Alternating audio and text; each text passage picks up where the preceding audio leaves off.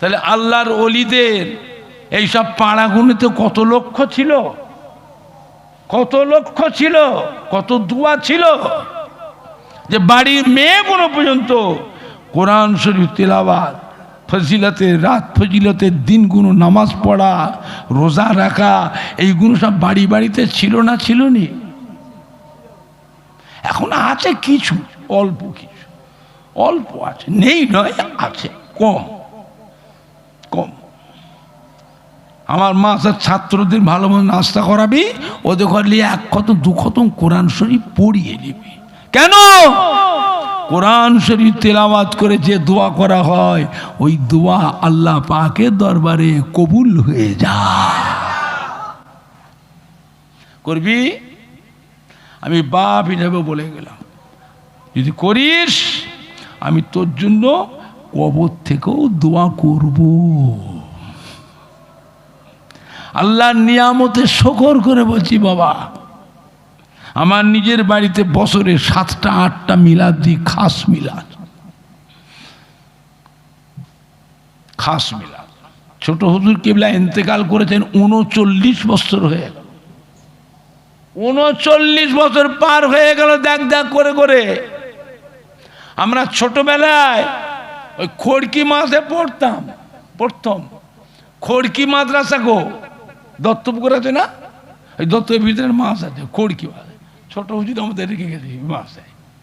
ওই গ্রামে তার ছুটি চাটা হলে আমরা আপনাদের সুরিয়া গ্রামে চলে আসতো। ওয়াজেদ আলী মিয়া, ওয়াজেদ আলী ছোট হুজুরের মুরিদ, ওর মাটির দলিস ছিল, উঁচু দূর মাটির দলি, ওই বাড়িটার। আর বেচারা ওয়াজেদ আলী ভাই একটুখানি দাড়ি ছিল, এইখানটা কয়েকটা দাড়ি ছিল, কত বুঝতে পারছি, কয়েকটা দাড়ি, চাপ দাড়ি নয়, এর কয়েকটা দাড়ি ছিল। এত মহব্বত করতেন। এই সরিয়া গ্রাম থেকে মাটির কলসি বেঁধে পুরপুরা ফেলিয়ে যেত, মাটির কলসি গো, আর তাতে বালু মাখিয়ে, বালু আমরা বলতাম বালুর কলসি, ওই কলসি নিয়ে যেত, 5টা করে কলসি। ছোট আমার আব্বার জন্য একটা 4 মাঝি ছিল, তো 4 মাঝির জন্য 4টে। ওই কলসির পানি খুব ঠান্ডা হতো গরমের সময়, গরমের সময় ঠান্ডা হতো। ওই কলসি পানি হুজুর কেবলা খেতেন, আমরাও খেতাম ছোটবেলায়। আমরা ওয়াজেদ আলী বাড়িতে আসতাম, ওর বাড়িতে এসে আমরা থাকতাম, নাস্তা করতাম, বাড়ির ভিতর যেতাম, মেয়েরা সব 4 আনা 8 আনা 4 আনা 8 আনা 1 টাকা করে পীরের আওলাদ বলে আমাদের ঘরে নজরানা দিত, নজরানা পীরের আওলাদ বলে আমাদের। আবার আমরা এখান থেকে মাদ্রাসা চলে যেতাম, বাড়ি যেতাম না, মাদ্রাসা চলে যেতাম। ওই পানশিলা যেতাম, পানশিলা হাজি ইয়াসিন সাহেব ছিলেন, ওনার ছেলের নাম হাকিম সর্দার, হাকিম সর্দার বুঝলেন না। হাজি ইয়াসিন সাহেব ছোট হুজুরের খাস মুড়ি ছিল। আমরা ওই গ্রামে যেতাম, ওইখানে গিয়ে থাকতাম, খাওয়া দাওয়া করতাম, নাস্তা করতাম, গোসল করতাম। হাকিম সর্দারের একটা পাটের গোডাউন ছিল দত্তপুকুর বাজারে, পাটের গোডাউন, বড় গোডাউন ছিল, বুঝলেন না। হাজি ইয়াসিন সাহেব আমাদের ঘরে হাত ধরে নিয়ে বাজারে ঘুরে ঘুরে আমাদের জামা, গেঞ্জি, পায়ের জুতো, মোজা কিনে দিতে, শীতের সময় মোজা। ইয়াসিন হাজি সাহেব নাম করা মানুষ, পানশিলার খুব নাম করা মানুষ ছিলেন, ছোট হুজুরে বলে। হুজুর কিংবা আমায় বললে, করবি আমি তোর জন্য কবর থেকেও দোয়া করব। আল্লাহর নিয়ামতের শকর করে বলছি, আমি 12 মাস আমার বাড়িতে মিলাদ দিই, আল্লাহ নবীর নামে দিই, খাজা সাহেব হুজুরের নামে দিই, বড় পীর সাহেব হুজুরের নামে দিই, ইমাম হাসান হোসেন হুজুরদের নামে দিই, আমার দাদা হুজুর পীরের নামে দিই, আমার আম্মা যান, দাদি আম্মা যান, চাচা জানদের নামে দিই, আব্বা হুজুর কিবলার নামে দিই। রোজার মাসে দুটো খাস মিল 8 হাঁড়ি 9 হাঁড়ি করে 7 হাঁড়ি করে রান্না করি খাইয়ে। দাদা হুজুর ইসাল সবে লক্ষ লক্ষ মানুষ আমার বাড়িতে খায়, লক্ষ লক্ষ। আপনারা কেউ খেয়েছেন? কথা বলেন, খেয়েছে? কালকে চাঁদা চেয়েছি,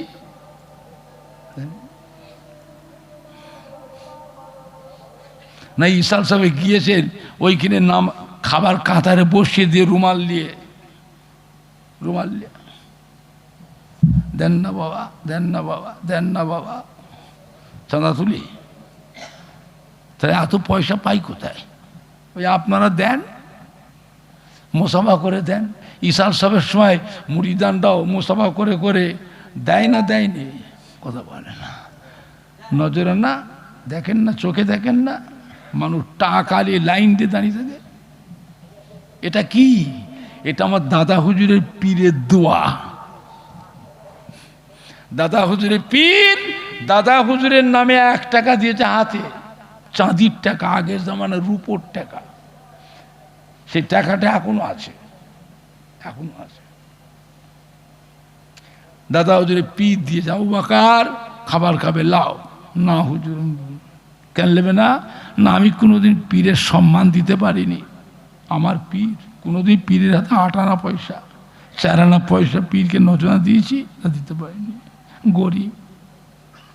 দাদা হুজুরের পীর বলে, আবু বাকার তুমি কোথা থেকে দেবে? তোমারই তো খাওয়া হয় না, একবেলা খাওয়া হয়, একবেলা শুকিয়ে থাকো।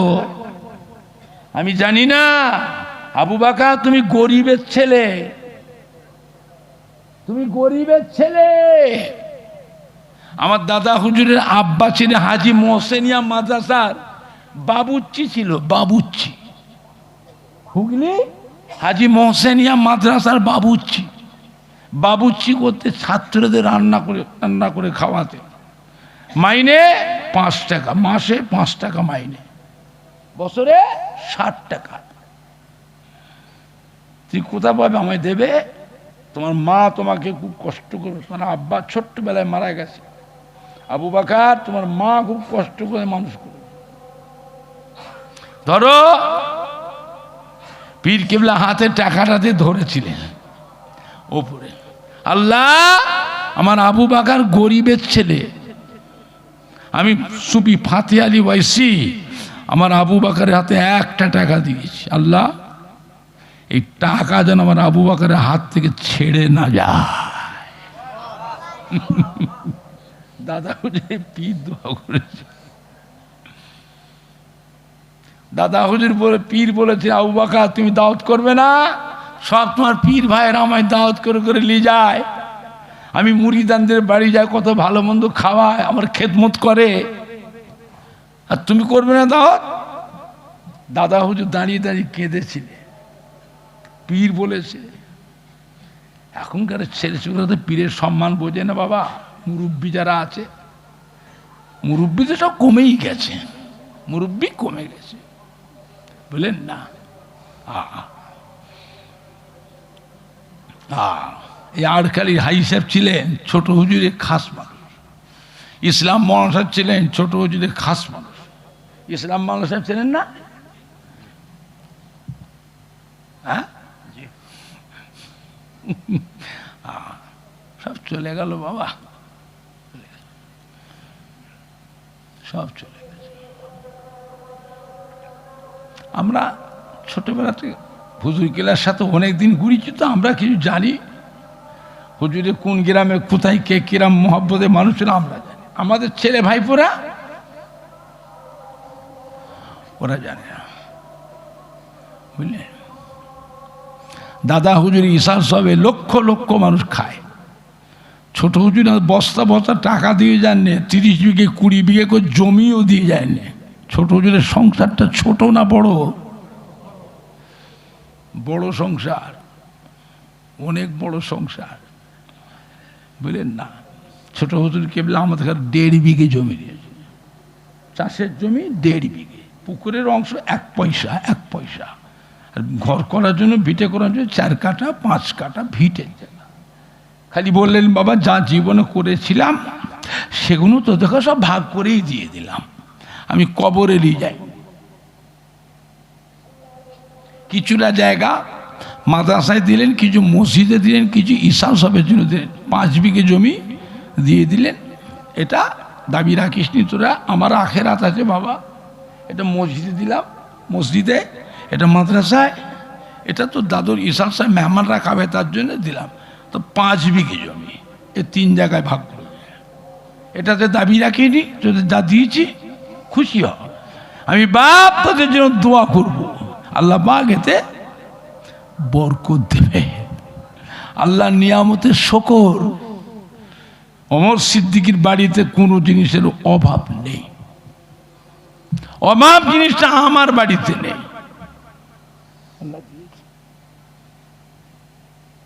ভাই যখন সব ভাইকে ঘর করে দিলেন, আমায় করে দেন নে, আমায় দিলেন তালতলাহাটের পোল পার করে, ওইখানে থাকবি তুই। আমি কাঁদছি মাকে ধরে, আমি থাকবো কি করে ওখানে? আমি একলা সব ভাইকে এইখানে রাখলাম, আমায় অত দূরে, আমার ঘরটাও করে দেননি। এত মুড়িদান, দাদা হুজুর মাজার কোথায়, আর আমায় দিচ্ছে কোথায়?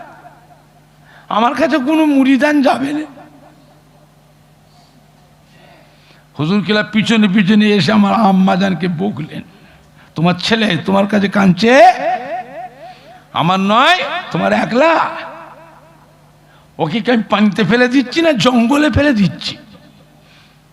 তুই মা হচ্ছ, তোমার কাছে কাঁদছে, তুমি ওকে শুনিয়ে দাও।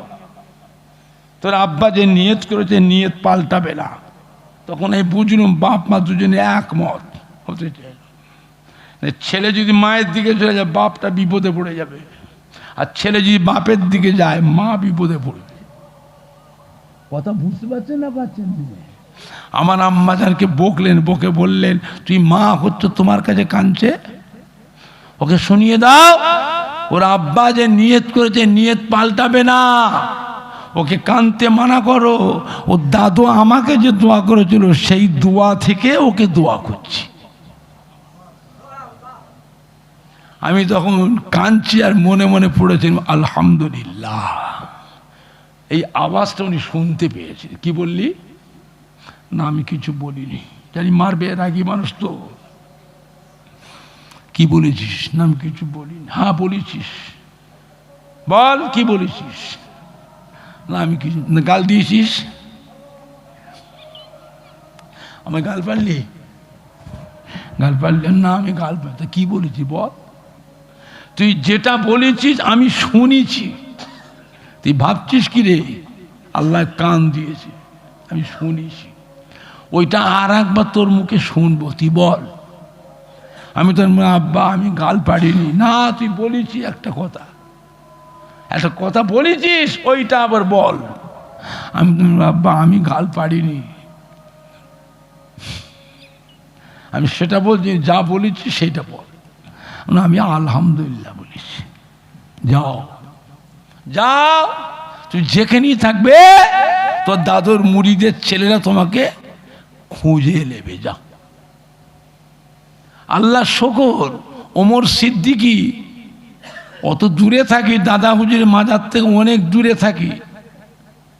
ফুরফুরা শরীফে যত মানুষ যায় তার 12 আমার সাথে দেখা করে তারা বাড়ি ফেরে না, বাড়ি ফেরে না। সম্মান দেবার মালিককে কথা বলে না, সম্মান দেবার মালিককে। মা বাপের দোয়া দরকার আছে না নাই? মা বাপের দোয়া দরকার আছে না নাই? বুঝলে আমার ভাইজানরা, বাপজানেরা, যুবকেরা, খবরদার মা বাপের অসম্মান করো না। জীবনে যদি বড় হতে চাও মা বাপের খেদমত করো। জীবনে সুখী হতে চাও মা বাপের দোয়া লাও। জীবনে উন্নতি করতে চাও মা বাপের দোয়া লাও। জীবনে বড় হতে চাও বাপ মাকে সম্মান করো, বড় করো। বুঝলে আমার ভাইজানরা, বাপজানেরা, যুবকেরা, আল্লাহ পাকের নিয়ামত অফুরন্ত দোয়া পেয়েছে। দাদা পীরের একটা গোলাপ ফুল গাছে আল্লাহ পাক ফুল দিয়েছিলেন 5টা। কটা ফুল? 5টা ফুল।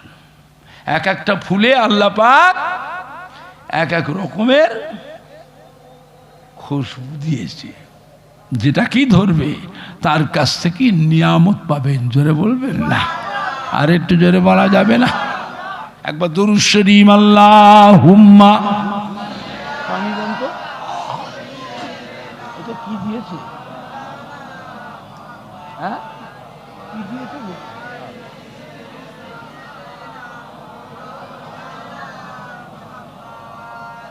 আল্লাহুম্মা সাল্লি আলা।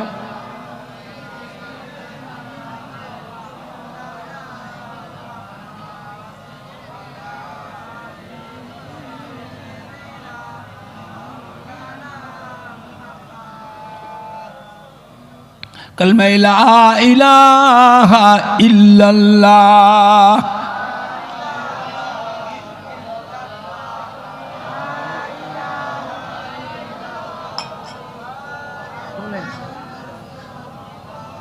कलमा ला इलाहा इल्लल्लाह।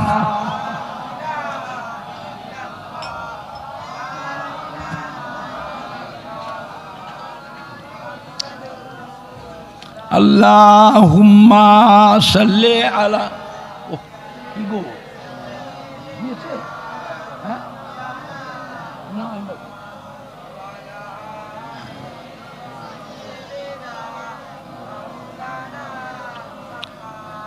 আমার ভাইজানরা, বাপজানেরা, মুরব্বীরা, মায়েরা, বোনেরা, বেটিরা, ওয়াজ শুনবার অভাব নেই। জীবনে বহুত ওয়াজ শুনেছেন, কত শুনবেন? ওয়াজ শোনার অভাব নেই।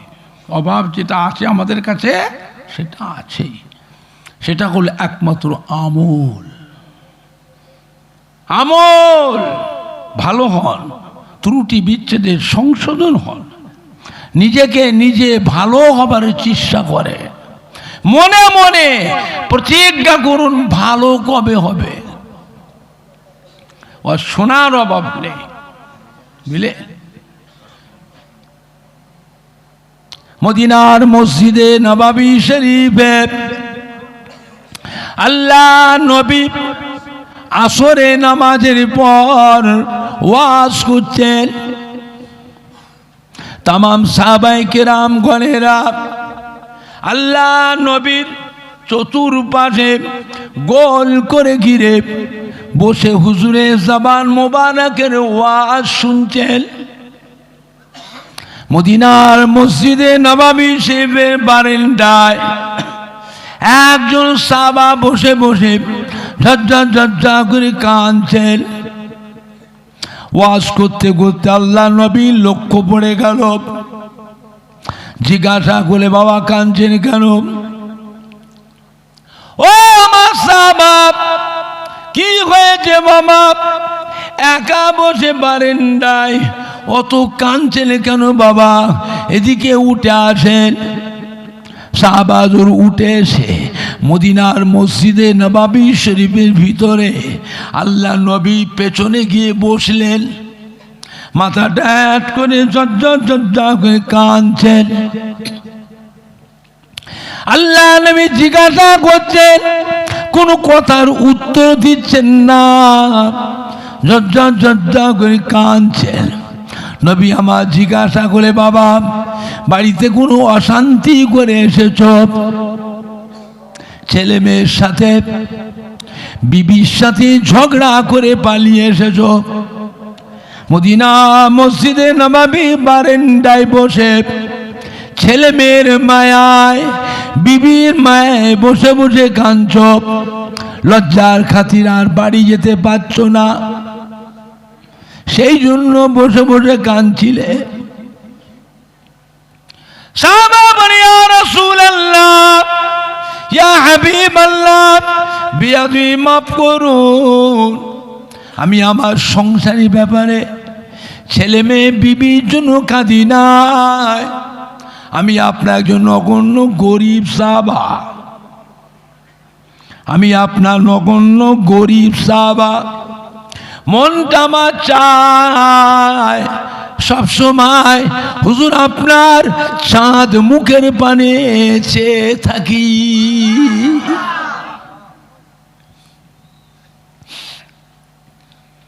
মনটা আমার চায় সব সময় হুজুর আপনার দরবারে পড়ে থাকি।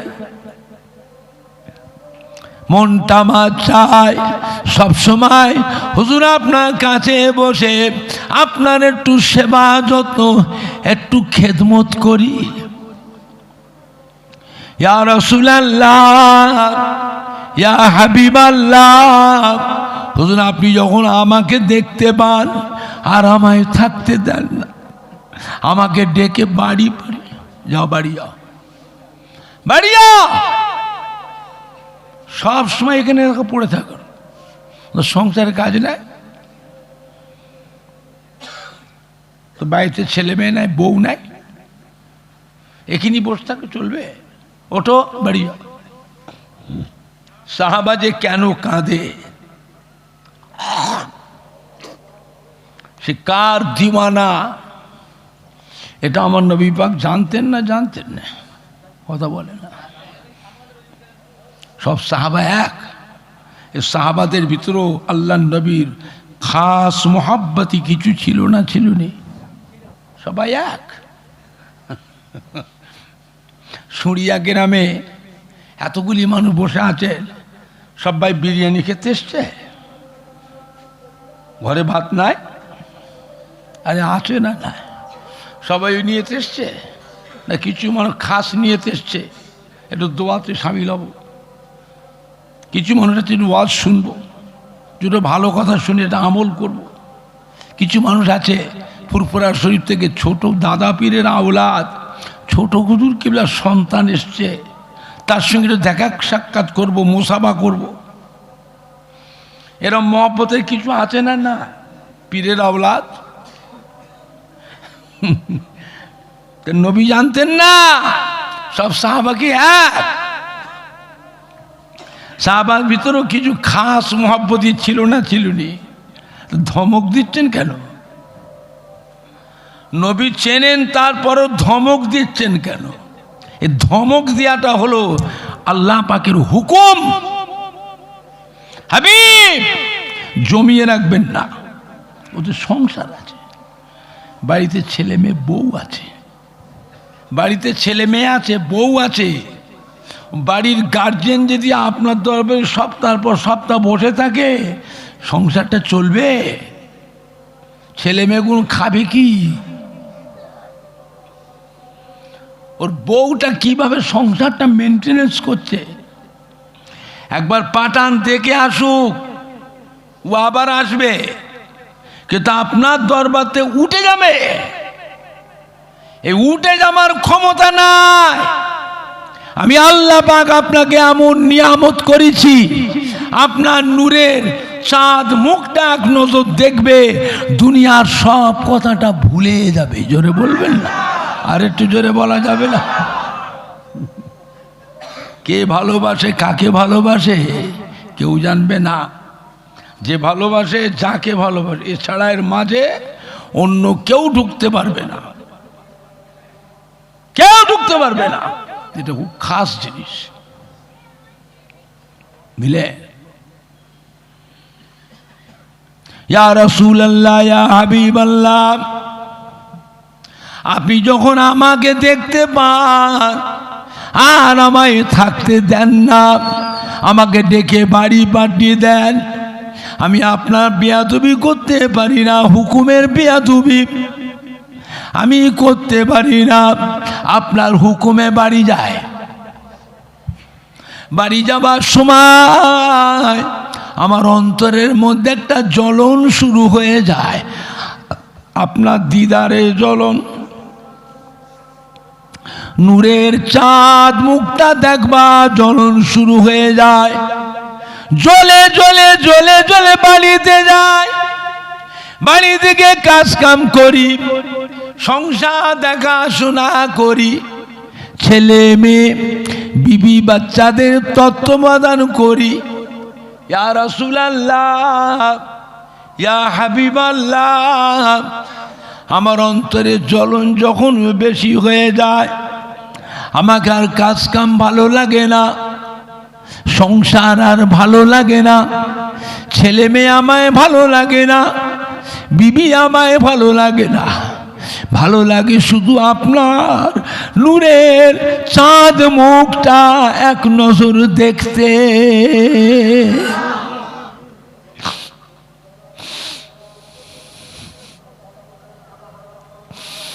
ইয়া রাসূলুল্লাহ, ইয়া হাবিবাল্লাহ, ওই সময় আমি সংসার থেকে চলে আসি, কাজ কাম বন্ধ করে দিই, আমি আর বাড়িতে থাকি না, বাড়ি থেকে বেরিয়ে যায়, ছেলে মেয়ে বউ সবাই থাকে, আমি একা আমার সংসার থেকে বেরিয়ে যায়। কোথায় যায়?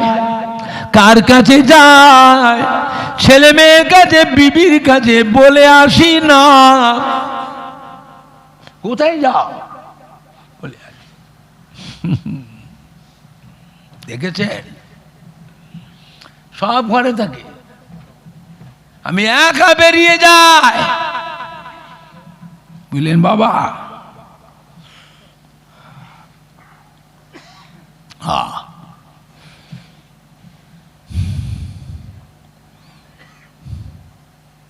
ঘর থেকে বেরিয়ে আসি, টুকটুক টুকটুক করে হেঁটে হেঁটে আসি। মরুভূমিতে যখন আসি, মরুভূমিতে এসে ছুটে ছুটে এসে মদিনার মসজিদে নববী শরীফের বারান্দায় এক পাশে দাঁড়িয়ে আপনার চাঁদ মুখখানা এক নজর দেখার সাথে সাথে আমার অন্তরের জ্বলন ঠান্ডা হয়ে যায়। ইয়া রাসূলুল্লাহ, ইয়া হাবিবাল্লাহ, আজকে মদিনার মসজিদে নববী শরীফের বারান্দায় দাঁড়িয়ে আপনার চাঁদ মুখের পানে চেয়ে আমার একটা কথা মনে পড়ে গেছে। কিয়ামতের কঠিন হাসরের দিনে কোটি কোটি কোটি কোটি বান্দা বান্দি হায় হায় হায় হায় করে কাঁদবে।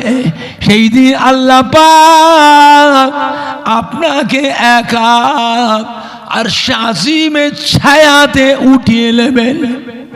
এই কোটি কোটি বান্দার ভিড়ের ভিতরে আমি আপনার নগণ্য গরিব সাহাবা কোথায় ভিড়ের মধ্যে এক পাশে পড়ে থাকবো? আমি যা আপনাকে দুনিয়ায় না দেখে থাকতে পারি না, কিয়ামতের কঠিন হাসরের দিনে আপনাকে না দেখে আমি কেমন করে থাকব? তাই মদিনার মসজিদে নববী শরীফের বারান্দায় দাঁড়িয়ে আপনার চাঁদ মুখের পানে যে আমার চোখের পানি গড়িয়ে যায়। জোরে বলেন না, জোরে বলেন না, নারে দেখবে, নারে দেখবে। ইয়া রাসূলুল্লাহ, ইয়া হাবিবাল্লাহ, আমি আপনার নগণ্য গরিব সাহাবা কিয়ামতের ময়দানে আপনাকে না দেখে কেমন করে থাকব?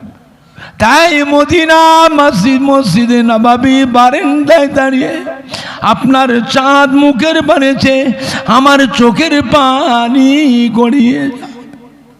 ও ময়দানেরা, আল্লাহর নবী কি বলে সান্ত্বনা দিয়েছিলেন? ও আমার সাহাবা, কেঁদো না বাবা, ওরকম করে কেঁদো না বাবা।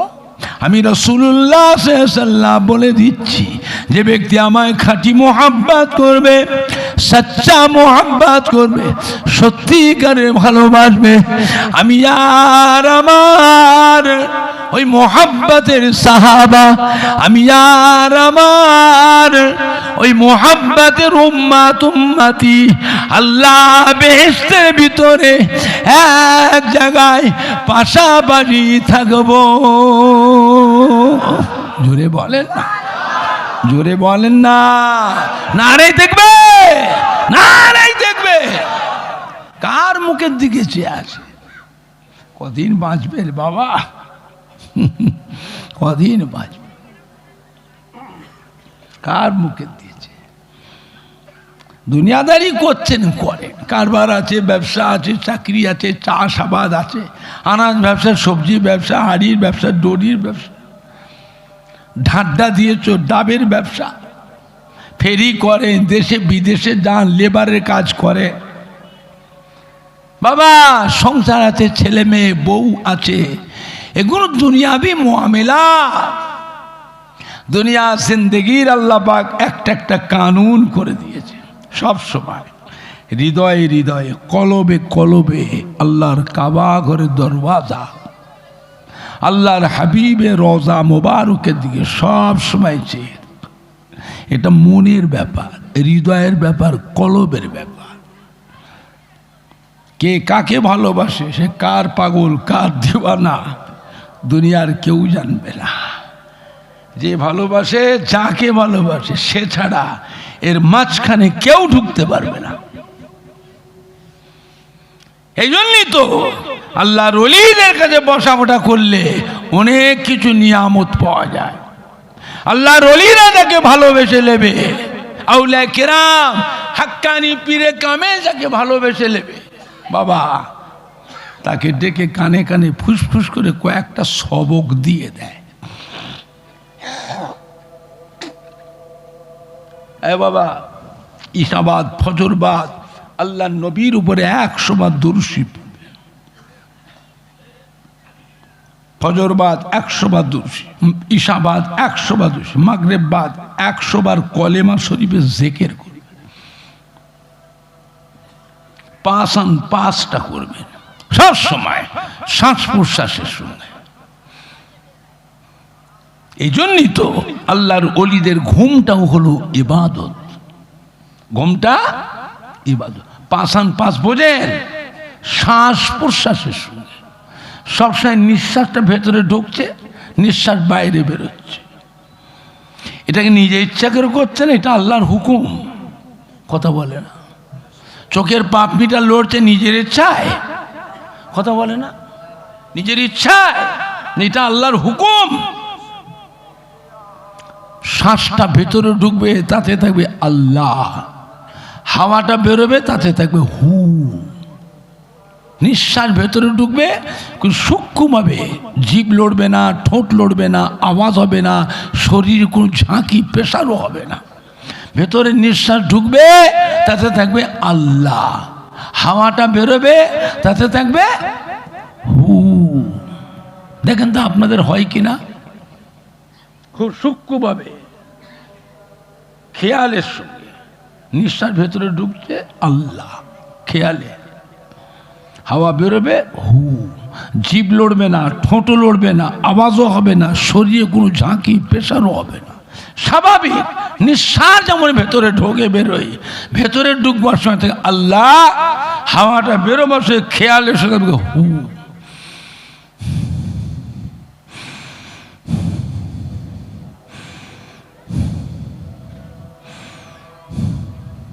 খেয়াল করে দেখুন হচ্ছে কিনা। ভেতরে হাওয়া ঢুকবে আল্লাহ, হাওয়া বেরোবে হু।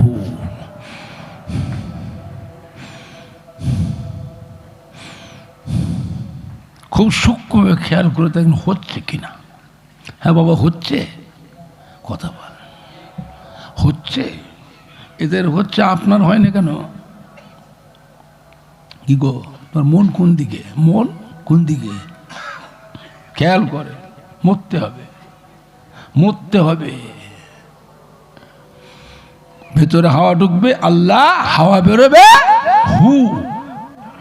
এতে জিভ লড়বে না, ঠোঁট লড়বে না, আওয়াজও হবে না, শরীরে কোনো প্রেশারও হবে না। স্বাভাবিক নিঃশ্বাস যখন ভেতরে ঢোকে খুব সূক্ষ্মভাবে খেয়ালের সঙ্গে, তাতে থাকবে আল্লাহ। হাওয়াটা বেরোবে, তাতে খেয়ালের সঙ্গে থাকবে হু।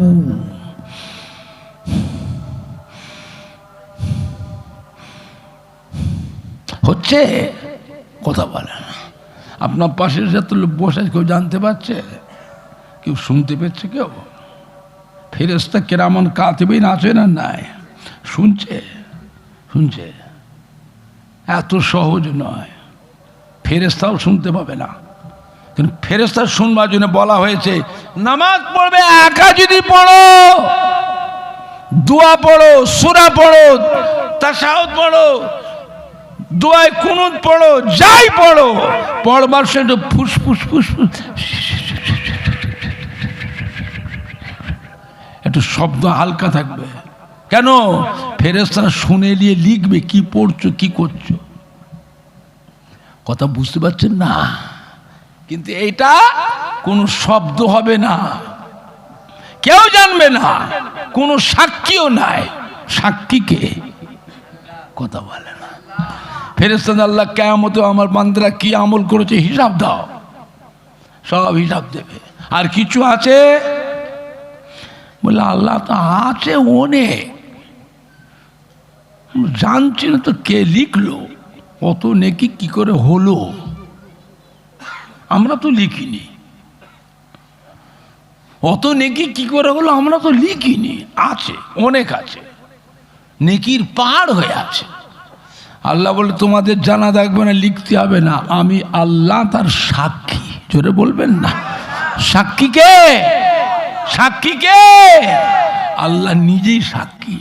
এজন্যই তো আল্লাহর ওলিদের ঘুমটাও হলো ইবাদত। কেন? আল্লাহর ওলিদের পাসান পাস সবসময় জারি, পাসান পাস সবসময় জারি থাকে। বুঝলেন আমার ভাইজানরা, বাপজানেরা, আপনারও হবে 2-5 দিন 7 দিন আপনি এইভাবে করুন, দেখবেন এবার আপনার দেখবেন ঘুমিয়েও হবে, ওটা আর বন্ধ হবে না। জোরে বলবেন না। মুক্তাসার করলাম, আমার ভাতিজা এসে গেছে, ও টাইম হয়ে গেছে। আমি একটা জামে পড়ে গেছিলাম ডানকুনিতে, বালি ব্রিজ এই দিক দিয়ে এসেছি, খুব জামে পড়ে গেছিলাম, যার জন্য আসতে একটু লেট হয়েছে। বলেন না, এখন আর ভাইপো টাইম হয়ে গেছে, তো যাবে আর এক জায়গায় যাবে হয়তো, যার জন্য ছেড়ে দিতে হচ্ছে।